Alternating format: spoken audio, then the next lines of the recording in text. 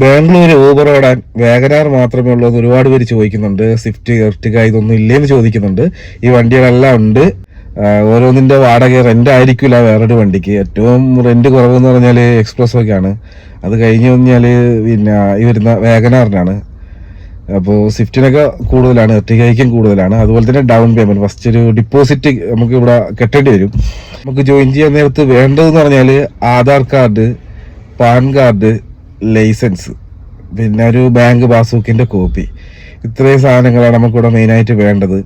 Company 1.5 വർഷം വാഹനം ഓടിച്ച് ആ 1.5 വർഷത്തെ വണ്ടിയുടെ വാടക കൊടുത്തു കഴിഞ്ഞാൽ ആ വാഹനം നിങ്ങൾക്ക് സ്വന്തമാകും. അങ്ങനത്തെ സ്കീമുണ്ട്. ഫസ്റ്റ് ഡൗൺ പേയ്മെന്റ് ആയിട്ട് കയ്യിൽ പൈസ എടുക്കാനില്ലാത്ത ആൾക്കാർക്കുള്ള ഒരു, ഞാൻ നേരത്തെ തന്നെ പറഞ്ഞിരുന്നു, ചെറിയ ചെറിയ ഫ്ലീറ്റ് ഉണ്ട് എന്ന് പറഞ്ഞിരുന്നു. അപ്പൊ അതിന്റെ പ്രത്യേകത എന്താന്ന് വെച്ച് കഴിഞ്ഞാല് 12 മണിക്കൂർ വാഹനം ഓടുക, അതിനുശേഷം വാഹനം അവിടെ കൊണ്ട് കൊടുത്തതിന് ശേഷം നമുക്ക് അവർ ഇവിടുന്ന് റൂം തരും. സാധാരണ 70 രൂപ ഒരു ദിവസത്തേക്ക്, 70 രൂപ അല്ലെങ്കിൽ 100 രൂപ, അത്രയാണ് റൂമിന് അവിടെ വാടക വരിക.